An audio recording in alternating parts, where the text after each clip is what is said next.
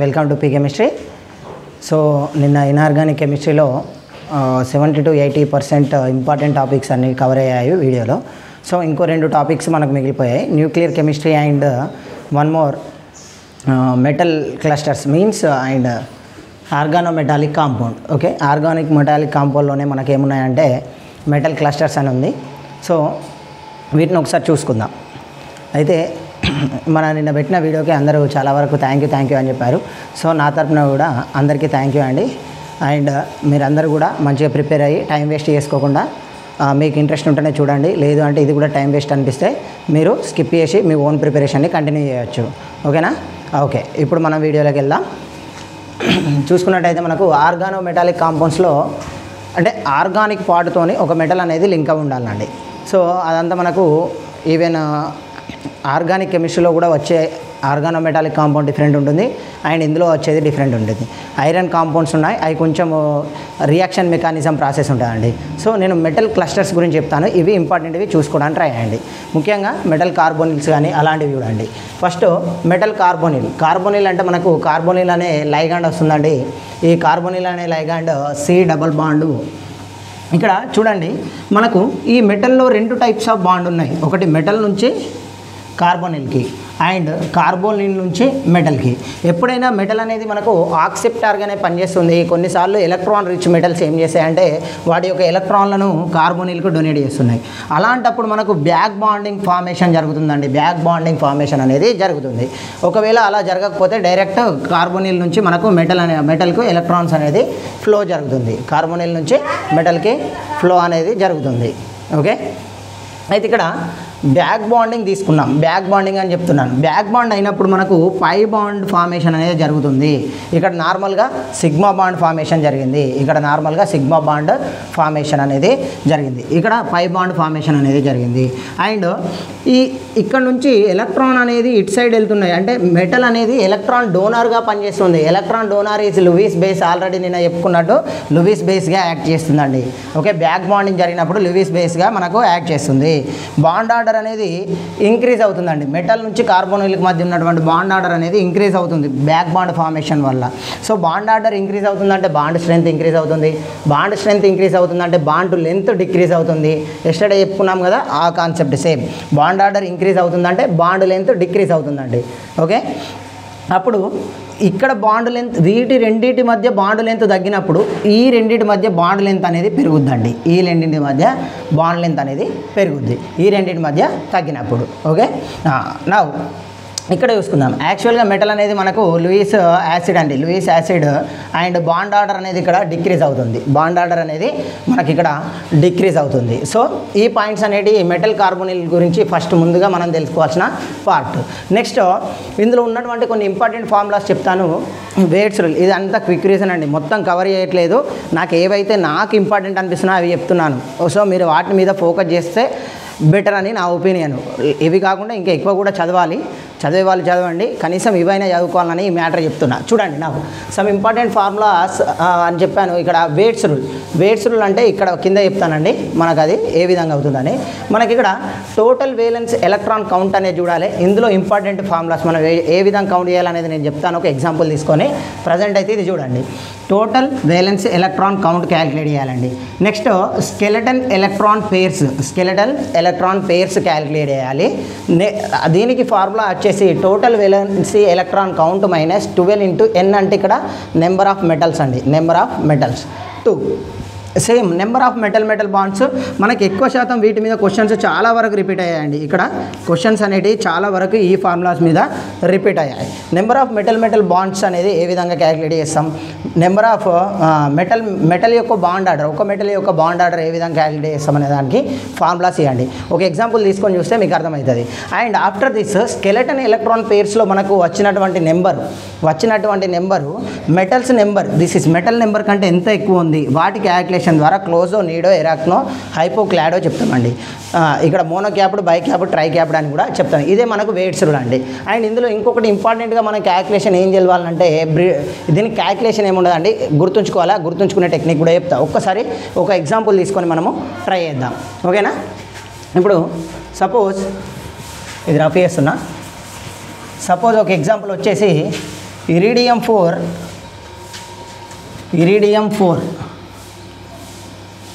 CO12 I think. Okay, iridium 4 CO12 అండి, CO12. Okay, CO12.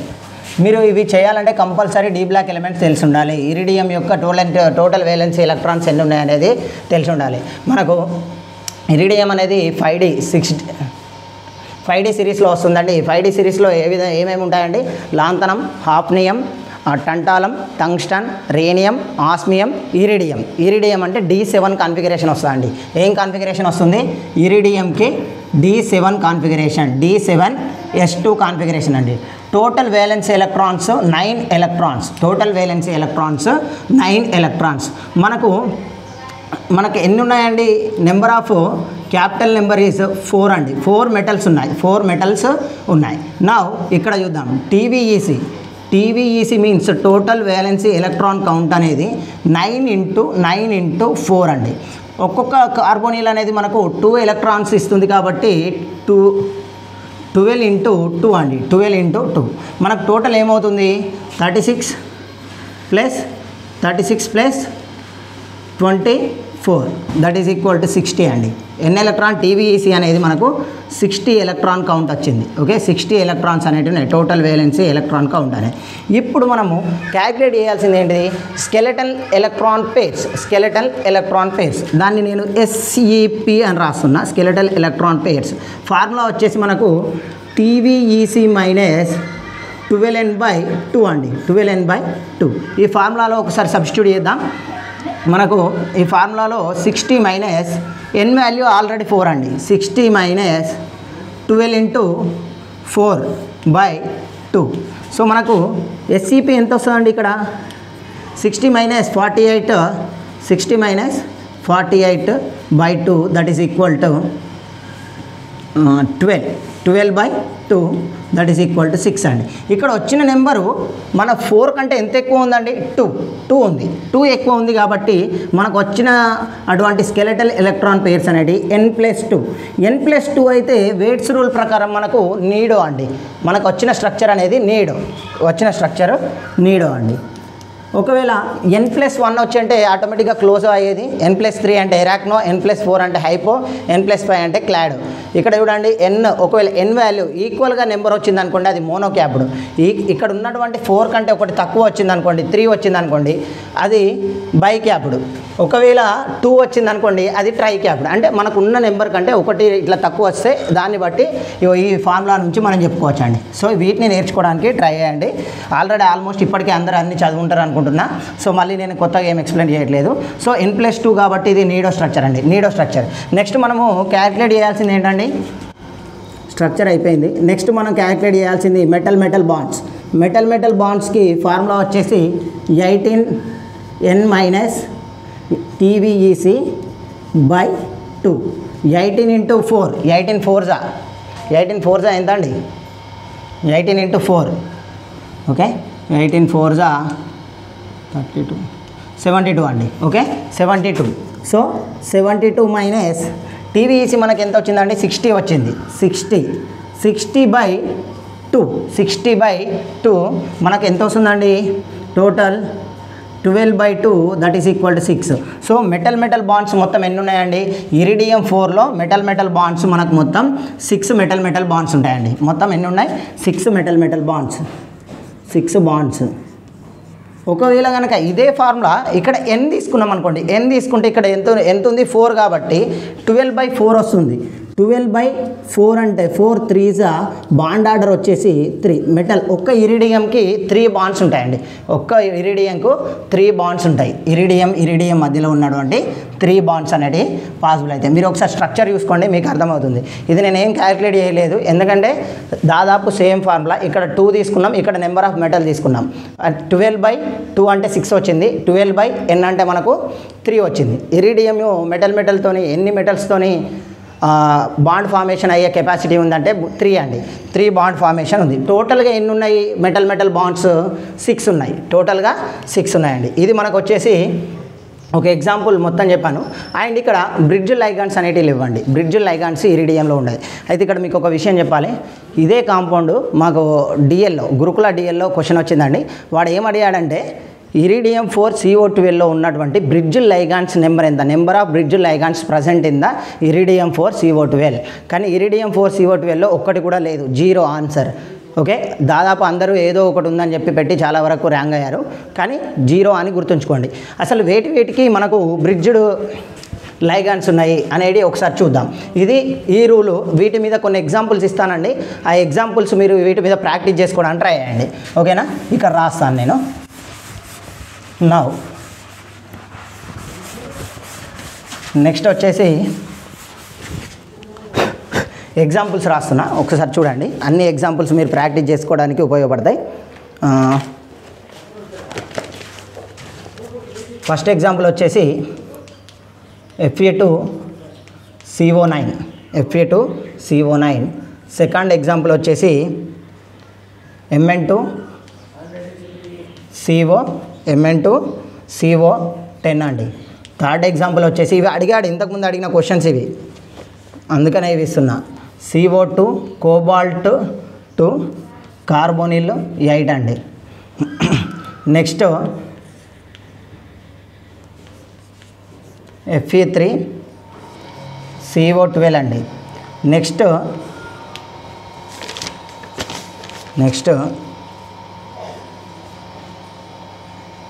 M4CO12. ఇక్కడ M = cobalt ఉన్న same వస్తుందండి, rhodium ఉన్న సేమ్ వస్తుంది. ఓకే, నెక్స్ట్ ఇరిడియం ఆల్రెడీ నేను ఎక్స్ప్లెయిన్ చేశాను. ఇవి ప్రాక్టీస్ చేయడానికి ట్రై చేయండి. వన్ మోర్ ఒకటి ఎక్స్ట్రా ఇస్తున్నా చూడండి. ఇది హెట్రోన్యూక్లియర్ మీన్స్ Fe4CO12C. ఇదిని కూడా చేయడానికి ట్రై చేయండి. ఓకే, ఇవి వచ్చేసి మనకు ఇంపార్టెంట్ వన్. సో మీకు ఇక్కడ బ్రిడ్జ్ లైగాండ్ గురించి చెప్తా, ఒక్కసారి చూడండి. ఎక్కడెక్కడ ఎన్ని బ్రిడ్జ్ లైగాండ్స్ ఉన్నాయనేది నేను చెప్పడానికి ట్రై చేస్తా, మీరు గుర్తుంచుకోవడానికి ట్రై చేయండి. ఫస్ట్ దాంట్లో మనకు బ్రిడ్జ్ లైగాండ్స్ వచ్చేసి ఓకే, బ్రిడ్జ్ లైగాండ్స్ వచ్చేసి 3 ఉంటాయండి. Mnలో 0 అండి, Mnలో 0. కోబాల్ట్లో కూడా మనకు 2 ఉంటాయి. కోబాల్ట్లో మనకు 2 ఉంటాయండి. ఓకే, ఇందులో 2 ఉంటాయి అండ్ ఇందులో కూడా 2 ఉంటాయండి. 2 బ్రిడ్జ్డ్ లైగాండ్స్. నెక్స్ట్ M4 ఇక్కడ ఎన్ని ఉన్నాయంటే ఇక్కడ కూడా 2 బ్రిడ్జ్ లైగాండ్స్. ఇక్కడ కూడా 2 బ్రిడ్జ్ లైగాండ్స్. అయితే ఇక్కడ వేటికి బ్రిడ్జ్ లైగాండ్స్ ఉంటాయనేది ఒక్కసారి గుర్తుంచుకోండి. Manganese, iron, cobalt. ఓకే, కింద మనకు రుథేనియం, రోడియం ఇలా వస్తుందండి. సో ఓన్లీ ఈ 3 వచ్చినప్పుడు, ఈ మెటల్స్ వచ్చినప్పుడు మాత్రమే మనకు బ్రిడ్జ్డ్ లైగాండ్స్ అనేటివి పాసిబుల్ అవుతాయి. సో ఆ నెంబర్ అనేది మీరు ఈ మాలిక్యూల్స్ ద్వారా, ఇక్కడ ఇచ్చినటువంటి కాంపౌండ్స్ ద్వారా గుర్తుపట్టవచ్చు.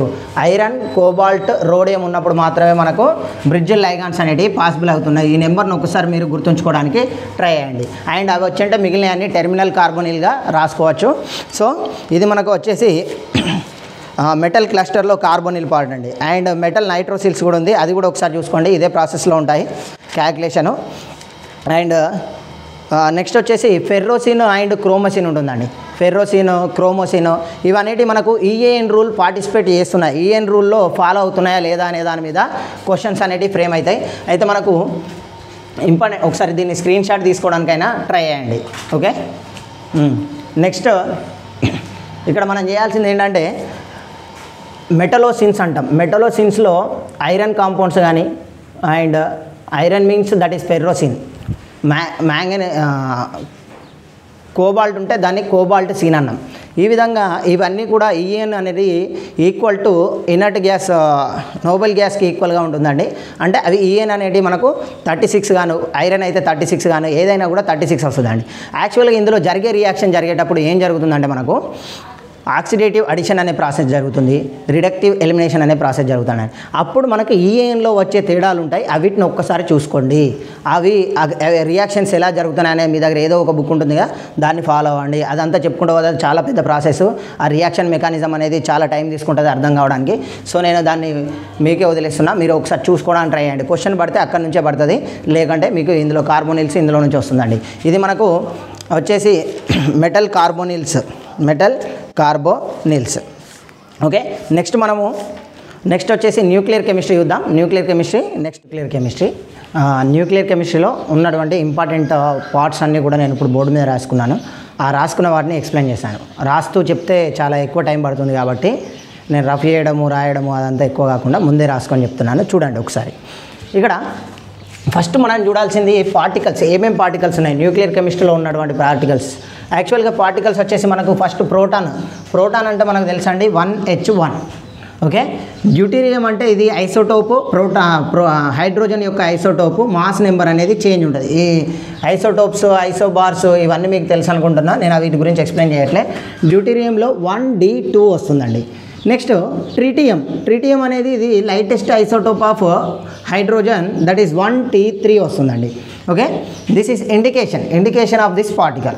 నా ఆల్ఫా పార్టికల్ అనేది మనకు హీలియమే అండి. హీలియంనే ఆల్ఫా పార్టికల్ అంటాము. ఇక్కడ చూడండి 2He4. నెక్స్ట్ బీటా పార్టికల్ అంటే ఆల్మోస్ట్ ఎలక్ట్రాన్ అండి. ఎలక్ట్రాన్లో మనకి ఏముంటుందండి, ఓన్లీ ఛార్జ్ ఉంటుంది, దీనికి మాస్ ఉండదు. మాస్ ఉన్నా కూడా నెగ్లిజిబుల్ అది. సో ఇది మనకు అది. నెక్స్ట్ పాజిట్రాన్, ఇది ఇంపార్టెంట్ అండి. ఇది న్యూ టర్మ్. ఇక్కడ మనకు చదవని వాళ్ళకి న్యూ టర్మ్, చదివిన వాళ్ళకి తెలిసి ఉంటుంది. ఇక్కడ పాజిట్రాన్ వచ్చేసి మనకు ఎలక్ట్రాన్లో నెగిటివ్ ఛార్జ్ ఉన్నట్టే కొంచెం positiveness of electron is called positron అండి. సో ఇక్కడ +1, ఇది చాలా డేంజరస్ అండి పాజిట్రాన్ అనేది. ఎందుకు డేంజరస్ తర్వాత తెలుసుకుందాం. ఓకే, +1 ఎలక్ట్రాన్, ఈ సింబల్ 0. ఇక్కడ కూడా మాస్ ఏమి ఉండదు, ఛార్జ్ అనేది మాత్రమే ఉంటుంది. ఇక్కడ మనం ఎప్పుడైనా కూడా కింద ఇండికేట్ చేసేది ఛార్జ్ అండి. ఈ పార్టికల్స్లలో పైన ఇండికేట్ చేసేది మాస్ అండి. పైన ఇండికేట్ చేసేది మాస్. యాక్చువల్గా మనం కింద ఏమి ఇండికేట్ చేస్తామంటే అటామిక్ నెంబర్ చేస్తాం. అటామిక్ నెంబర్ లేకుంటే ఎలక్ట్రాన్ నెంబర్ ఇక్కడ ఇది తీసుకోవచ్చు. ఓకే, గామా రేస్ అండి. గామా రేస్కి అసలు ఛార్జ్ ఉండదు, ఏది ఉండదు, direct as it is 0, gamma 0గా రాసుకోవచ్చు.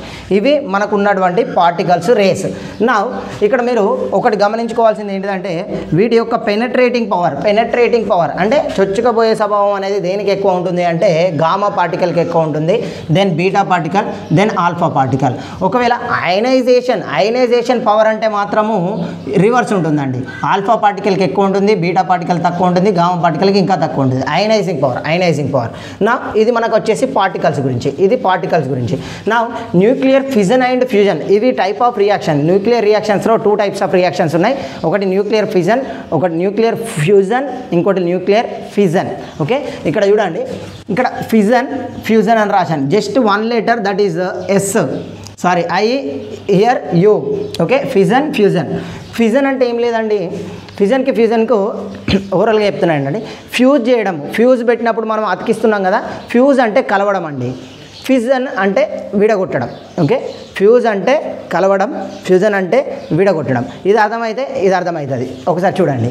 అయితే ఇక్కడ ఫిజన్ అంటే మనకు లార్జ్ న్యూక్లియై ఉంది, దాన్ని బ్రేక్ చేసి చిన్న న్యూక్లియల్గా తీసుకురావడం, అంటే లైటెస్ట్ ఐసోటోప్గా తీసుకురావడాన్ని మనం nuclei splits into lightest nuclei, that is nothing but fusion.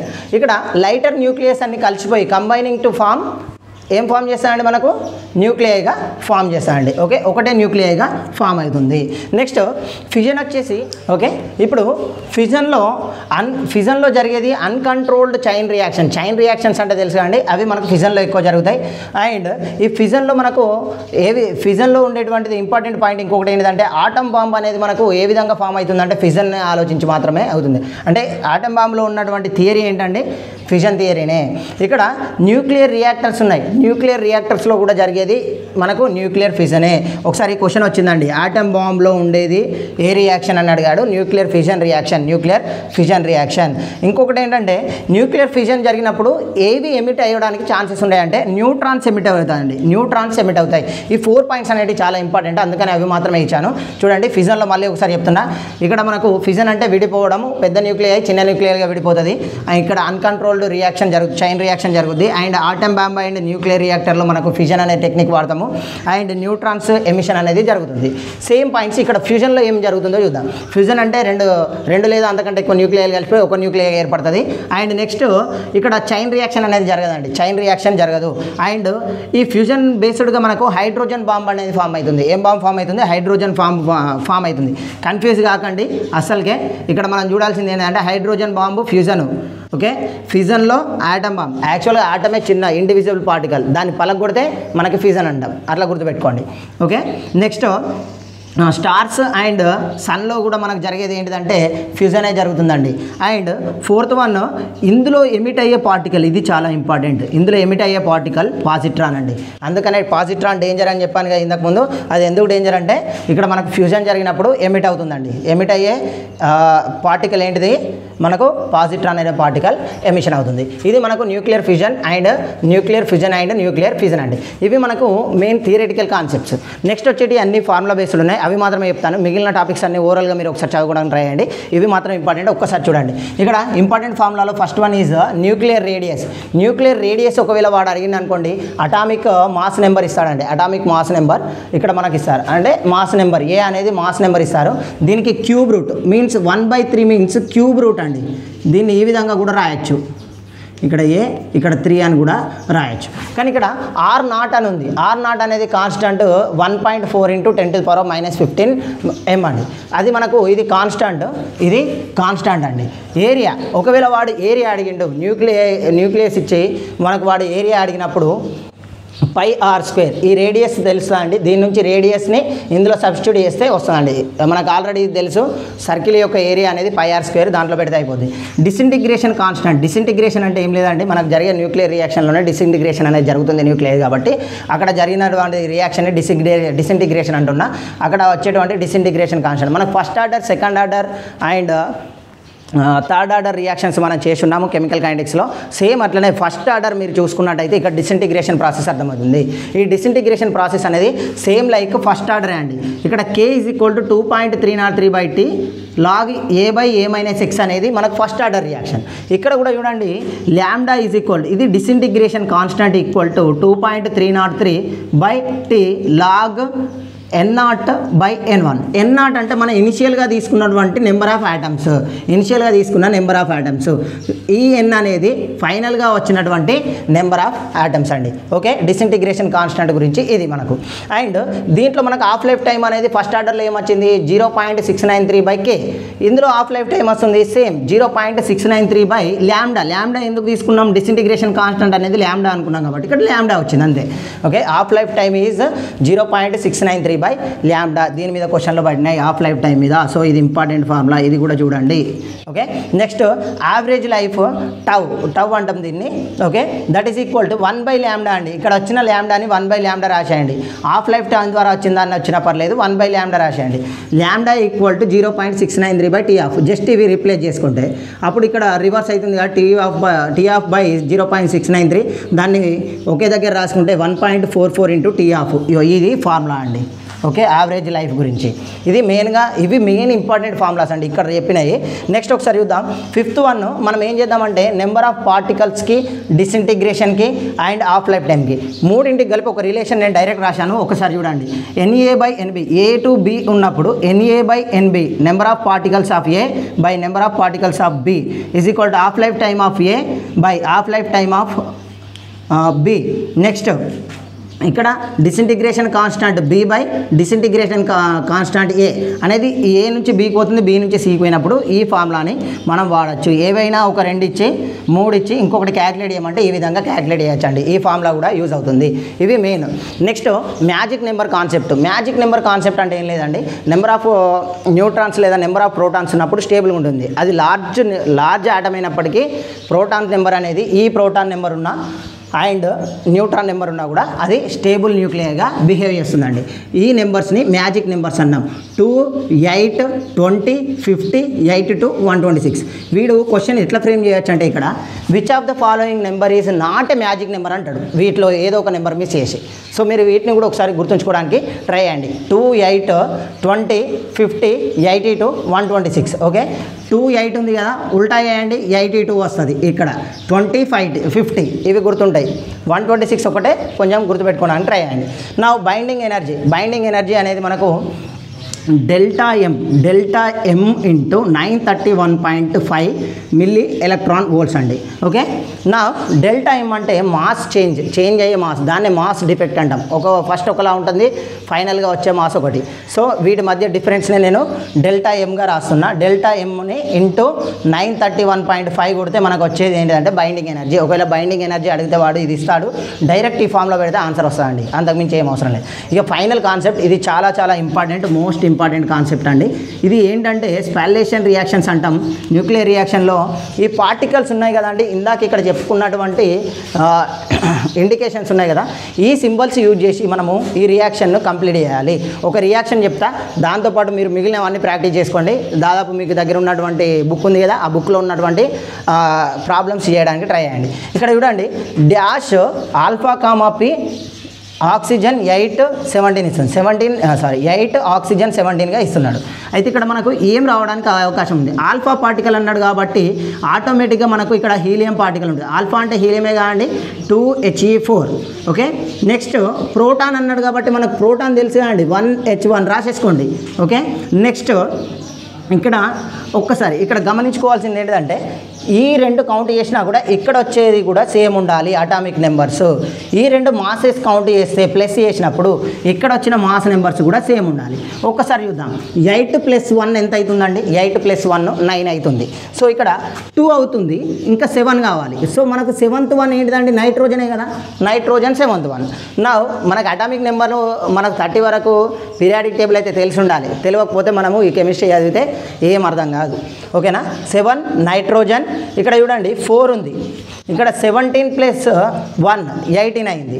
ఇక్కడ 4 ఉంది, 14 యాడ్ చేస్తే 18 అవుతుంది. కాబట్టి మన ఆన్సర్ ఏంటిదండి, ఇదండి, ఇది మన ఆన్సర్. ఈ విధంగా చూసుకోవాల్సి ఉంటుంది. మీరు కావాలనుకుంటే ప్రాక్టీస్ చేసుకుంటా అంటే ఒక క్వశ్చన్ ఇస్తాను చూడండి. Okay, dash D comma T is giving oxygen 8 18 అండి, ఆక్సిజన్ 8 18.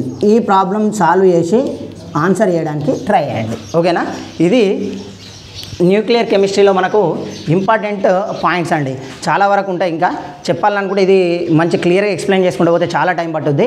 బట్ న్యూక్లియర్ కెమిస్ట్రీ ఇంతవరకు కూడా ఎవరు చెప్పలేదు అనుకుంటున్నా. నా ప్రయత్నంగా మీకు అందిస్తున్నా కాబట్టి మీరు నేర్చుకోవడానికి ట్రై చేయండి. ఇవి వచ్చేసి మనకు మెయిన్ టాపిక్స్ అండి. నెక్స్ట్ ఇనార్గానిక్లో మిగిలిపోయింది ఒకే ఒక టాపిక్, అదేంటంటే ఇనార్గానిక్ స్పెక్ట్రోస్కోపీ.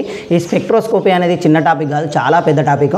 దాన్ని ఎక్స్ప్లెయిన్ చేయాలంటే మనకు ఒక 1 అవర్ పట్టుద్దండి, మినిమం 1 అవర్ పట్టుద్ది. సో ఒకవేళ పాసిబుల్ అయితే నేను అది చేస్తాను, లేదు అంటే మాత్రము మిగిలిన వాటిలో రివిజన్ ప్లాన్ చేస్తానండి. ఓకేనా, ఇందులో మీరు ఏమేమి చూసుకోవాలో కూడా ఒకసారి చెప్తా చూడండి. మనకు ఐఆర్లో ఐఆర్ ఫ్రీక్వెన్సీస్ ఉంటాయి కదండి, అవి చూడండి. అండ్ రామన్ స్పెక్ట్రా చూడండి. అండ్ ఈఎస్ఆర్ స్పెక్ట్రోస్కోపీ లేదా ఈపీఆర్ అని ఉంది కదా, electron paramagnetic resonance or electron spin resonance. Maximum question electron spin resonance మీద ఆర్ మాస్ బార్ స్పెక్ట్రోస్కోపీ మీద వస్తుందండి. Okay, Mossbauer and paramagnetic resonance, వీటి మీద హైపర్ ఫైన్ స్ప్లిట్టింగ్స్ ఉంటాయండి. ఆ ఫార్ములా 2Ni+1 2Mi+1 ఉంటుందండి. ఓకే, మనకు ఈఎస్ఆర్ స్పెక్ట్రోస్కోపీలో 2Mi+1 2Ni+1 అనే ఫార్ములా ఉంటుంది. అది మీరు యూజ్ చేసుకుంటే ఆటోమేటిక్గా హైపర్ ఫైన్ స్ప్లిట్టింగ్ అనేది వస్తుందండి. ఏంటి ఆ formula, hyper fine splitting equal to 2Mi+1 into 2Ni+1. అంటే మనకు న్యూక్లియై తెలవాలండి. ఐ అంటే న్యూక్లియై. ఓకే, ఐ అంటే న్యూక్లియై స్పిన్. ఓకే, ఇక్కడ మనకు స్పిన్ అనేది తెలవాలి. హైడ్రోజన్కు ఆఫ్ ఉంటుందండి, నైట్రోజన్కు అంటే ఒక్కొక్క దానికి ఒక్కొక్కలా ఉంది. ఆ స్పిన్ వాల్యూస్ తెలిస్తే మీరు హైపర్ ఫైన్ స్ప్లిట్టింగ్లు క్యాలిక్యులేట్ చేయడం easy. Okay, electron spin resonance మంచిగా చూసుకోండి. మాస్ బార్ స్పెక్ట్రోస్కోపీలో ఒకసారి సెలెక్షన్ రూల్స్ ఉంటాయి అండి, ఐఆర్ సెలెక్షన్ రూల్స్ కానీ మాస్ బార్ సెలెక్షన్ రూల్స్ కానీ. ఇంకా వచ్చేసి మనకు నెక్స్ట్ ఏముంది, యూవీ విజిబుల్ సెలెక్షన్ రూల్స్ చూసుకోవడానికి ట్రై చేయండి. బట్ ఇందులో ప్రాబ్లం చూడండి, Raman and ESR Mossbauer ఇవి 3 చూసుకోవడానికి ట్రై చేయండి. మిగిలిన అన్ని సెలెక్షన్ రూల్స్ రాసుకోండి చాలు, అంతకంటే ఎక్కువ చదివి టైం వేస్ట్ చేసుకోవద్దు. ఇంతవరకు ఆల్మోస్ట్ ఇనార్గానిక్ కెమిస్ట్రీలో ఉన్నటువంటి ఇంపార్టెంట్ టాపిక్స్ అన్నీ చెప్పానే అనుకుంటున్నా. ఇంకేమైనా మిస్ అయ్యింటే మాత్రము మీరు చూసుకోవడానికి ట్రై చేయండి. ఇంకేమైనా నేను మిస్టేక్స్ ఏమైనా మీరు ఐడెంటిఫై చేస్తే కామెంట్ సెక్షన్లో ఇవ్వడానికి ట్రై చేయండి. మీరు ఇచ్చే కామెంట్ సెక్షన్లో అందరికీ యూస్ఫుల్ అవుతుందండి. సో మీరు ఎటువంటిదైనా కూడా నిరభ్యంతరంగా కామెంట్స్ పెట్టచ్చు. ఓకేనా అండి? అందరికీ థ్యాంక్ యూ వెరీ మచ్.